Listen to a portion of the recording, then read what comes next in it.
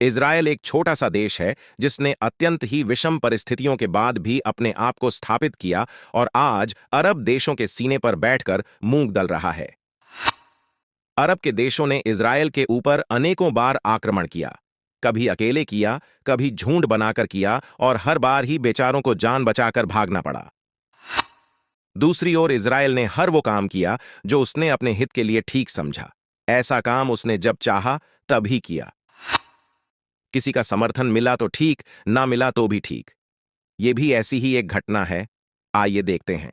London के एक भव्य hotel के बार में सीरिया के एक वरिष्ठ सरकारी अधिकारी बाबू बैठकर माहौल बना रहे थे। तभी एक बहुत ही सुंदर सी महिला बार में प्रवेश करती है। टेबलों की व्यवस्था ऐसी थी या फिर बना दी गई थी कि वैज्ञानिक बाबू वाली टेबल ही खाली थी।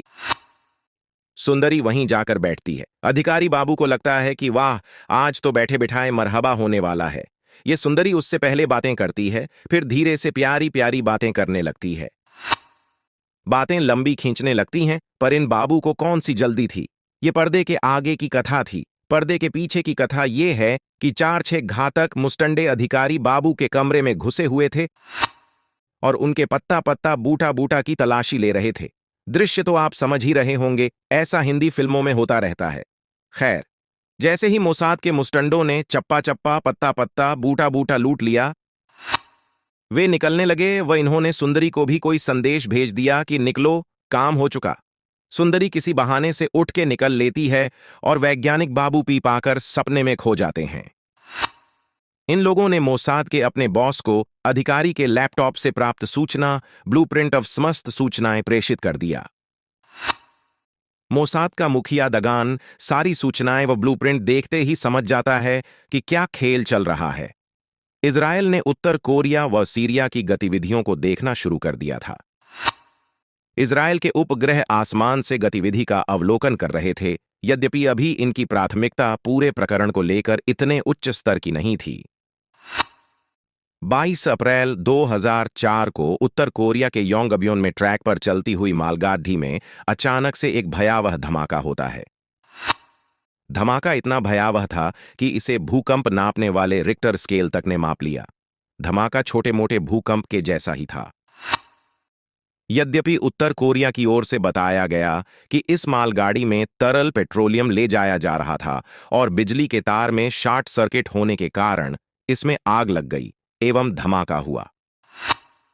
उत्तर कोरिया में घटना हुई थी तो अंतर्राष्ट्रीय मीडिया के लिए ये रोचक तो थी, परंतु इस घटना के बाद तत्काल ही घटनास्थल को पूर्ण रूपेण प्रतिबंधित कर दिया गया।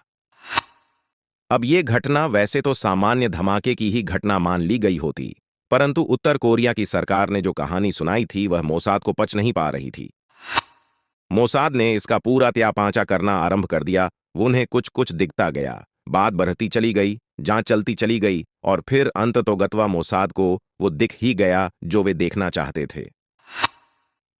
मोसाद के कान तो खैर पहले से ही खड़ी डीडीहे थे, क्योंकि उत्तर कोरिया और अरब देशों के बीच में संपर्क और संबंध कहीं से भी सामान्य नहीं लगते। इज़राइल के उपग्रहों से ली गई तस्वीरों से मोसाद को पता चला कि मालगाड़ी में हुए धमाके में मारे गए लोगों के शव को जब हवाई जहाज में लादा जा रहा था तो इन लोग शवों को लाद रहे लोगों ने उन्होंने विशेष रूप से निर्मित रासायनिक सूट पहने हुए थे। ऐसे सूट को रेडियो एक्टिव रेडिएशन से बचने के लिए पहना जाता है।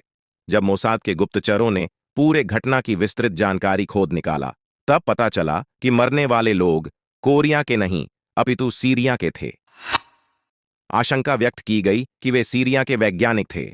मोसाद को समझ आ गया कि एक और मिशन को अविलंब रूप से क्रियान्वित करने का समय आ गया है। इज़राइल के उपग्रहों से प्राप्त चित्रों के आधार पर मोसाद को सीरिया में उस लोकेशन का पता चल चुका था।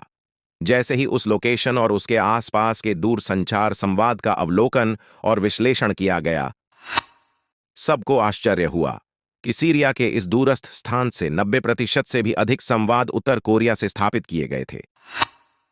सीरिया के इस परमाणु संयंत्र का ब्लूप्रिंट, मानचित्र और लोकेशन सब कुछ लेकर मोसाद के मुखिया इज़राइल के प्रधानमंत्री से मिले और सब कुछ बताया। इज़राइल के तत्कालीन प्रधानमंत्री ओलमर्ट इस बात से तो सहमत थे कि अगर सीरिया कोई परमाणु संयंत्र बना रहा है तो उसे नष्ट किया जाना चाहिए, परंतु साथ ही यह भी कहा कि पहले यह तो निर्धारित कर लो कि यह संयंत्र काम भी कर रहा है या नहीं कर रहा है। पता चला कि वह संयंत्र काम कर रहा था और इजरायल ने उसे नष्ट कर दिया। उसके बाद जो रेडिएशन वातावरण में फैलता, उससे हजारों लोगों के मारे जाने की संभावना भी हो सकती है। इजरायल की एक टीम को अगस्त 2007 में साइलेंट हेलीकॉप्टर में सीरिया के अल किबार परमाणु संयंत्र के पास भेजा गया।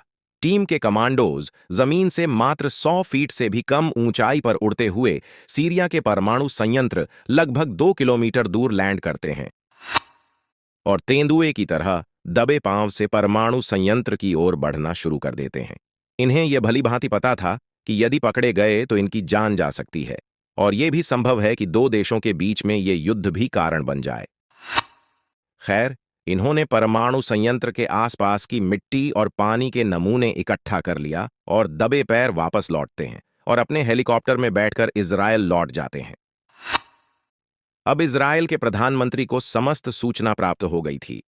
ऐसी भी सूचना प्राप्त होती है कि यह सारी बातें अमेरिका को भी बताई गई थीं और अमेरिका के हरी झंडी के बाद ही इजरायल ने सितंबर के पहले 70 सप्ताह में इजरायल डिफेंस फोर्स को सीरिया के परमाणु संयंत्र को नष्ट करने का आदेश दिया।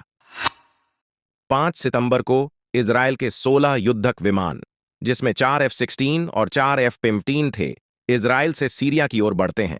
ये विमान सीरिया और तुर्की के एयर स्पेस का उल्लंघन करते हुए और इनके राडार को जाम करते हुए पहुंच जाते हैं अपने लक्ष्य के पास। वहां लगभग 17 टन विस्फोटक गिराया जाता है और परमाणु संयंत्र राख में परिवर्तित हो जाता है। इजरायल के सारे सैनिक और विमान अपना काम करके वापस लौट आते हैं और सीरिया का परमाणु शक्ति बनने का सपना उस परमाणु संयंत्र के साथ ही राख बन चुका होता है।